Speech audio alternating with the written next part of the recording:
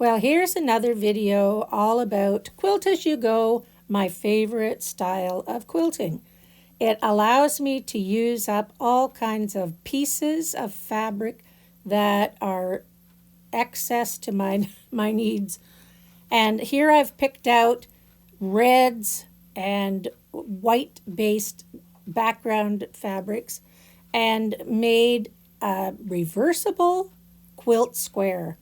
And once again, I am quilting these squares and going to put them together in a quilt as you go style. My favorite thing to do because I'm getting older, I can't haul around a big quilt, and it's easy to just sew 15 or 16-inch squares together.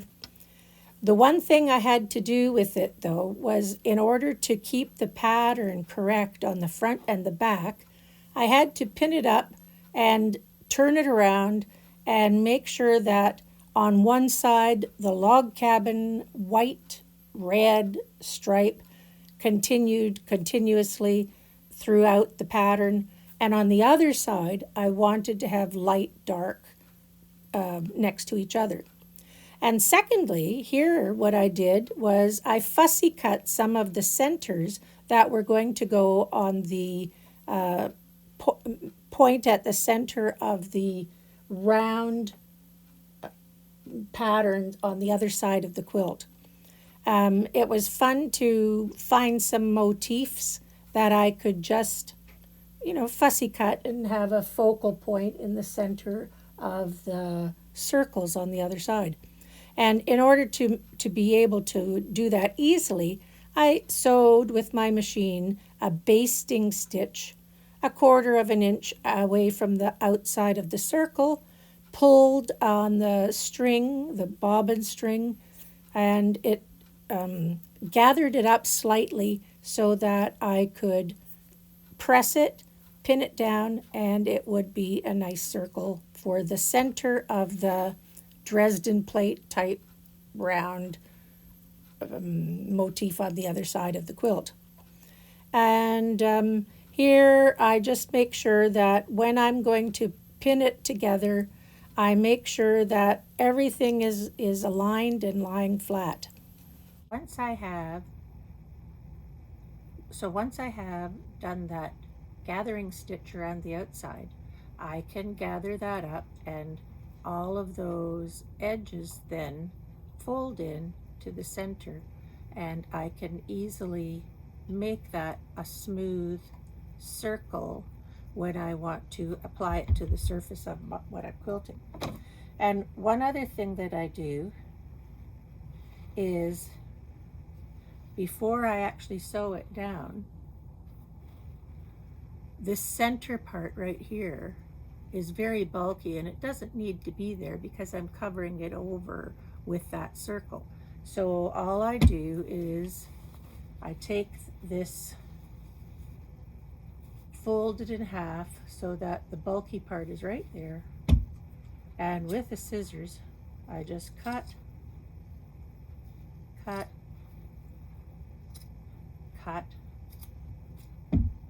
and make a hole in the center. I see you. Make a hole in the center. Then I lay it back down on my fabric and press it with an iron so that it adheres nicely to the batting.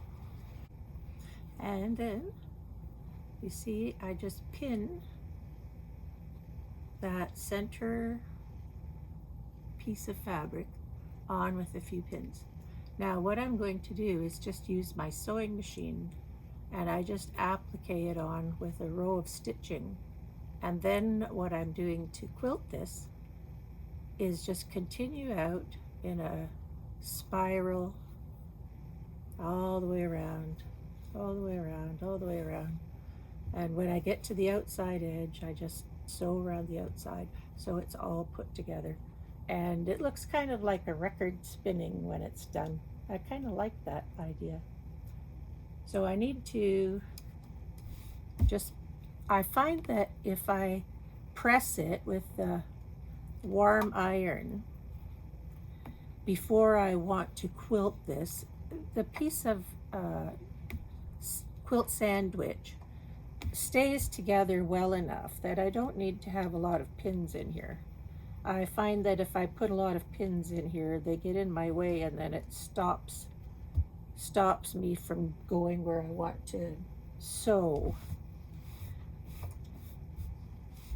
But I just make sure that I know there's a lot of loose threads on my things, so I just take those off before I start. So here I go. There's the back, there's the front. I quilt from the front. So now I'm going to start quilting this piece, front and back. I'm using a beige colored thread on the top and on the bobbin. I always make sure I have enough bobbin thread to do the whole thing. I can lift up my presser foot a little bit extra so that I can bring the fabric underneath. I hold the thread coming from the upper part, and I'm going to start right on the edge and make a stitch by turning the hand wheel. Then I lift up the presser foot and I bring up the thread from the bottom. If I hold both of those together, then they won't snag on the underside, and I don't have to fix that bird's nest underneath. So I've got them held to the side, and I just am going to stitch around the edge. I decided not to do a fancy embroidery stitch. I'm just doing a regular quilting stitch. And I take my time doing the first row around the outside. I don't want to hit the pins that I've put in to hold the circle in place.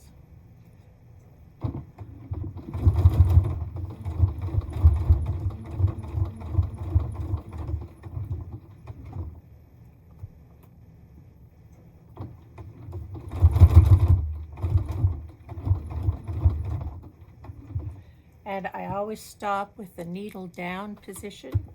I can lift my presser foot and reposition if I need to.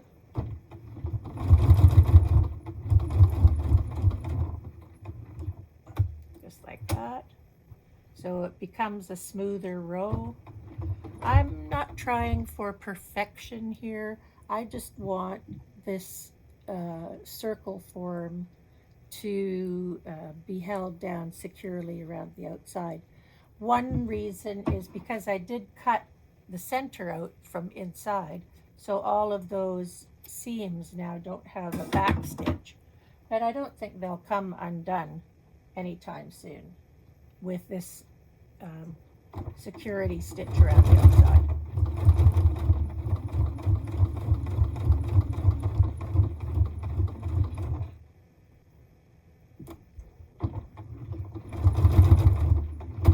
Now that I've come to the beginning where I started, I do a couple of back stitches there. And what I'm just going to spiral out, and it's not going to be a perfectly round stitch because it is a bit more improvisational. I don't need it to be wavy. Well, I don't need it to be a straight stitch. I just want to gradually adhere all of these pieces together. But all I really do is use my hands to guide it.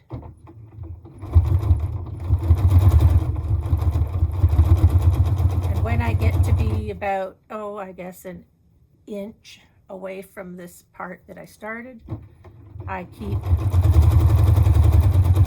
it going.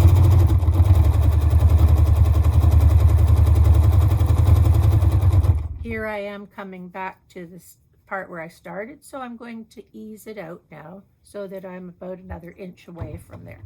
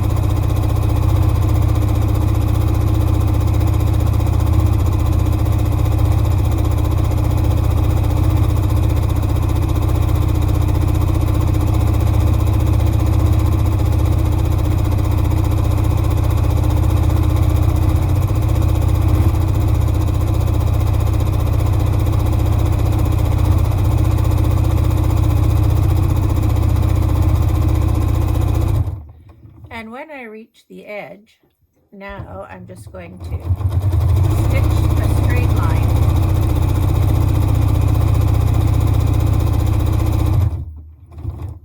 And I'm going to go around the corners, fold everything together.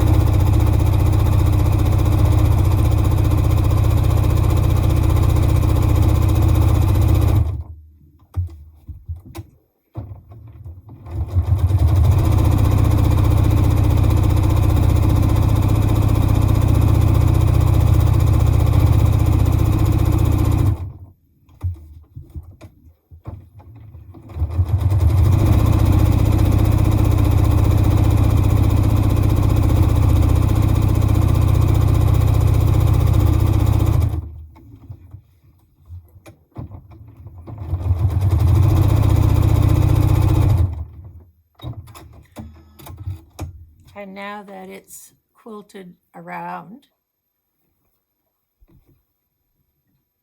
I'm going to set it down on my cutting board and just square up the edges because I have a little bit of extra backing on it so that I could have something to hold on to if I needed it. And I have 6 more to quilt, which will only take 10-15 minutes because they are really fast. You saw that was real time. I'm just going to square it up, then I'm going to put all the pieces back on my wall and just make sure they're in the order I want them to be, because there's dark outsides and light outsides. And on the back, my pattern does have a light side and a dark side. So I want to get the patterns on both the front and the back in the right alignment before I quilt the pieces together.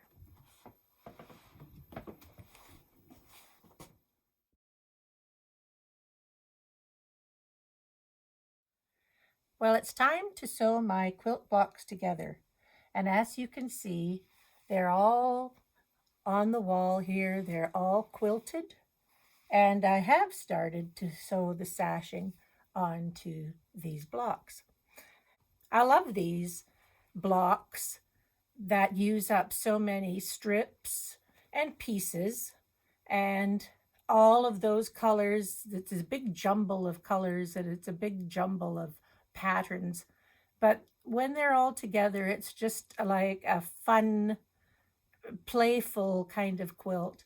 And it's really kind of fun to sew these together and make use of the things that you've got. That's really the important thing. Being sustainable, using the things that you've got. And so when I'm sewing these together, you see on the wall here, I have placed the log cabin blocks to my view, because I think what I'm doing is where the two reds butt up together, I'm using a red sashing. And where the two light colors butt up together, I'm going to use a light colored sashing. So the first joining the blocks together in a row is quite easy. On the other side, I'm just, with these circles, I'm just using all different kinds of reds as my sashing. That is the easiest thing to do on this side. But on this side, I wanted to make the pattern of the log cabin still be evident to, so it can be a reversible quilt. So when I'm sewing the rows together, the long rows together, of course, on this side, it's going to be just red. So I can piece together strips of red fabrics. But on this side, because I want to do the bottom one red, this one white, this one red, that one white or light, I have to piece 4 strips together, and hopefully they're going to sort of join at the point where the side pieces go together. And it's not going to be a perfect union, but then this isn't a perfect quilt. So it's going to work out just fine. So what I'm going to do now is start to join these pieces, these strips together, and I'm going to make my pieces that go from the top to the bottom here. And once again, I'll just remind you that the pieces that I use on this side, cut them 2 1/4 inches. I press them in half, and when I put them on here with the right side together, then when they go, they will cover the seam allowance between the two made by the other piece, which is only piece that I use on the other side is 1 1/4, because all it has to do is have 2 seam allowances and a little bit of space in the middle. That's all, just 2 seam allowances and a bit of space in the middle. And my seam allowances are probably not 1/4 inch when I'm doing these quilted pieces. I just use the width of my presser foot as my guide along the edge, and that works for me. That's why I use this size, 1 1/4, 2 1/4. It works for me. I've made dozens and dozens of quilt as you go and put them together. It works for me. You just need to have a little bit of patience to sew them together. So I'm going to just continue making some of these 2 1/4 strips that are going to be red and then light, red, then light. And I need 1, 2, 3, 4 strips like that. When I get those done, I can sew these units together. I'll show you how I do it in a couple of minutes. So my pile of red scraps is still pretty big. I've got lots of big pieces here and lots of strips. So I'm cutting up these pieces. When I get something that's wide enough for 1 1/4 inches, that's the strip that's going on the back.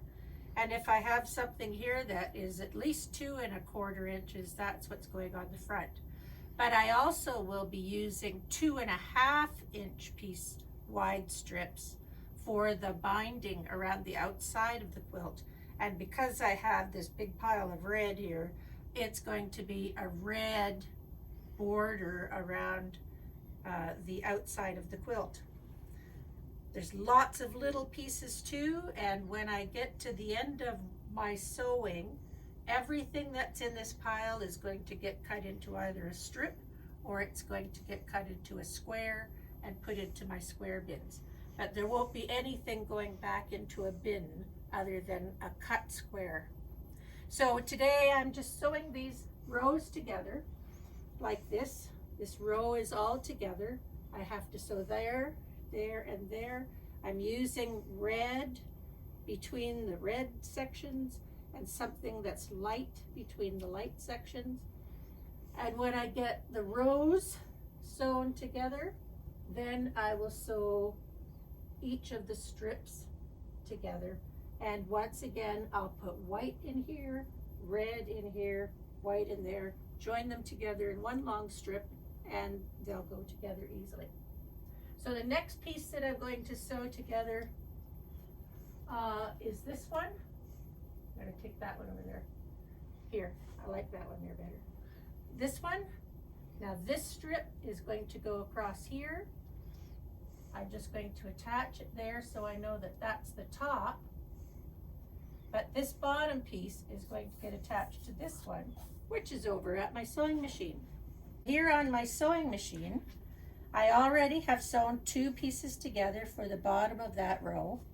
And you see here, the 2 1/4 inch piece of fabric is sewn to this side, and the 1 1/4 piece is sewn to the underside. I'm using all red strips on the underside, and on the top side I'm using either a red strip or something with a white background so that I maintain that swath of log cabin white and red. So here I have already sewn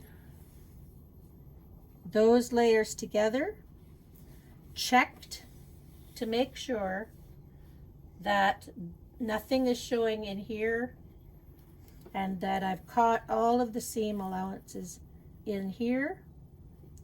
So the next thing is the piece I just brought from the wall, and it's going to go in here. Remember, this was at the top. I left that there so I could remember the pattern, and that was at the top. So this one is going to get attached to that one. And so I take this one with my hand, flip it under. Isn't that pretty? I love those things.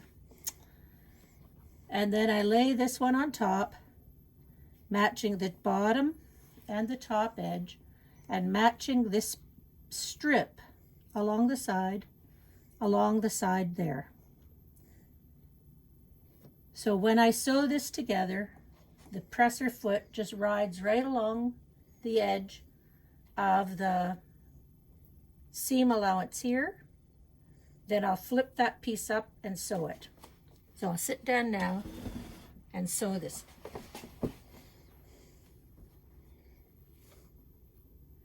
Just check that the top is even. I leave a little bit of strip there that I can trim off later. It's something to hold on to. But you see, the edge of my presser foot just sits there, and the edge here is going along the seam allowance, or sorry, the raw edge here. And that allows me to have enough movement, and that's why I use the size of strips that I do.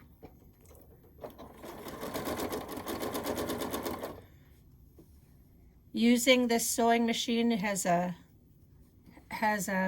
little bit extra wide throat space here than a regular sewing machine might have, but it's not huge. It's not huge like some.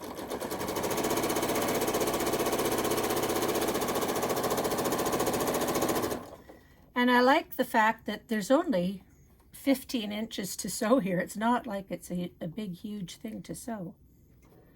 When I sew the rows together, then it's a bit longer.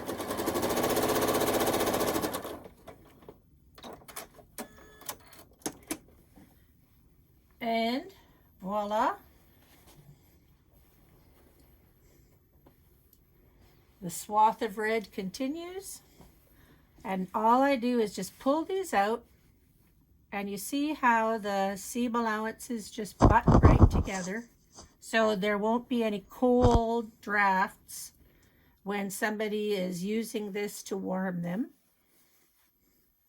And I just fold that little flap over, that flap just gets folded over, and I sew down both sides.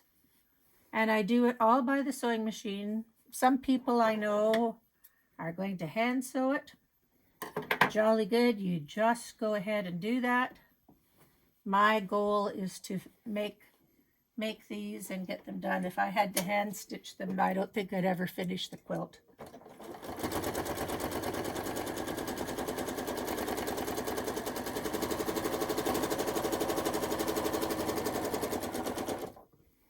I use the same color of thread throughout because the quilting here is the same color of thread that I use on the top here, and it's versatile enough, and this is just a beige, light brown for this one.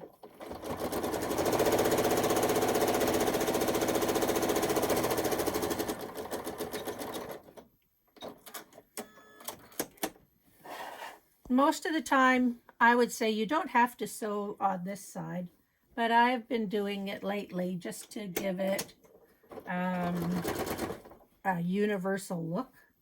So both sides are stitched down. It's not necessary to hold it though, because you've already got a row of stitching there holding it together.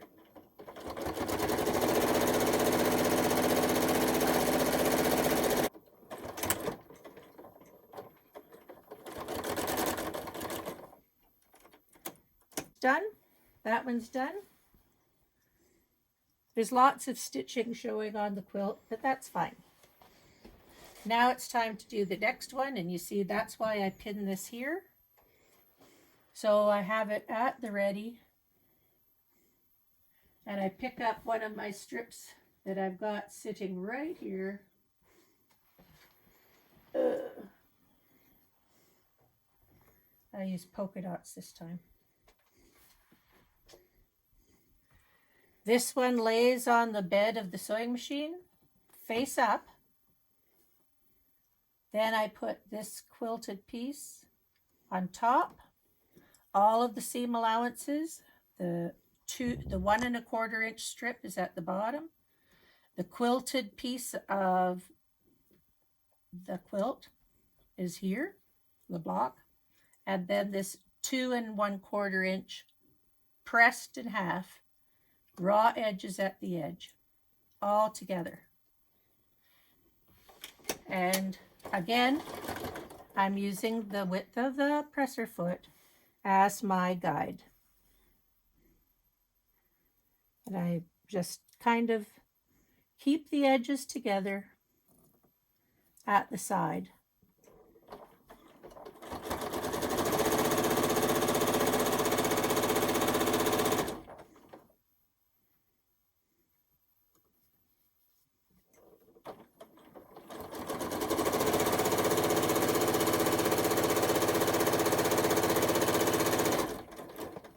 It's all straight stitching. It doesn't have to be anything other than just straight stitching. When I finish, I just trim it off a bit. I look underneath, make sure that I've caught in all of the raw edge, and make sure that no batting or anything sticks out. Likewise on the bottom side, I turn it over and make sure that I see what I want to see. I have one more piece on the wall. I'll go get it.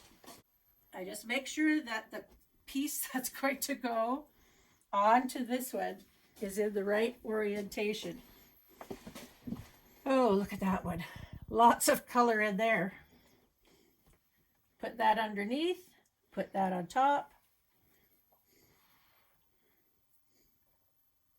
Make sure the edge is even here. You don't want the bottom side to be twisted down underneath. You want to make sure the top edge is parallel with the top edge. Otherwise, you're going to get crooked strips. They will be crooked. They'll bend on you.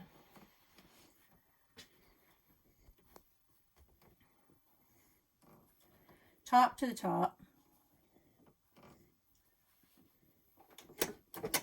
Edge of the presser foot. It's very routine. There's nothing different. Just keep on moving it until it's done.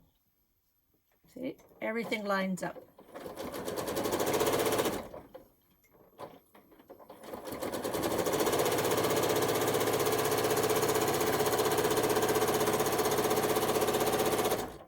Make sure that the bottom is parallel with the bottom so you don't get curves at the bottom of your quilt.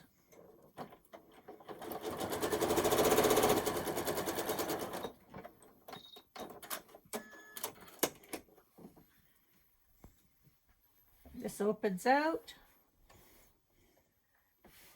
White, white, red, red. Other side. Everything is cool, no batting sticking out anywhere. Last one to sew together, that's another row put together. Fold that over.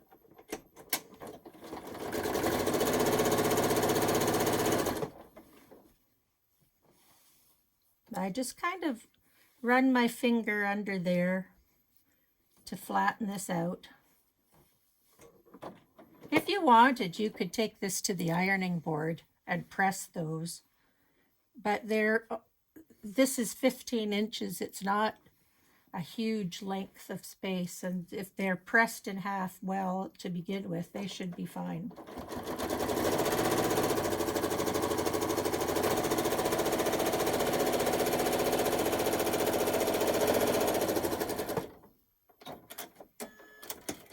one more row, and then I'll hang it up. I'll trim these little nibs off here so that the edges are straight and ready for the next row to sew down.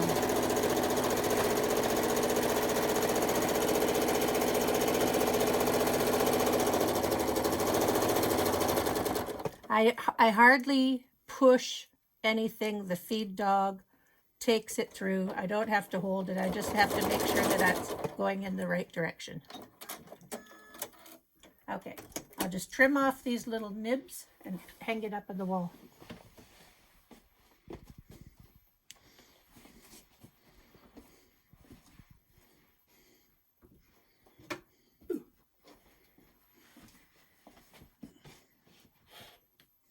Not a big deal.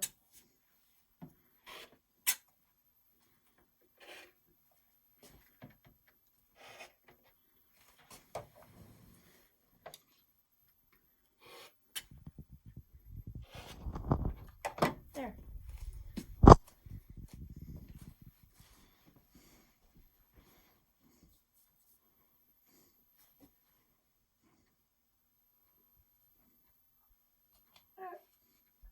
Next one. All done. I think that's going to be smashing. Lovely colors. Thank you. Here's the log cabin side, all finished. Here's the round record side, all finished. I just need to add the binding around the outside. I hope you enjoyed watching this. If you have questions, let me know. And please subscribe if you haven't subscribed. And hit that like button. See you next time. Bye.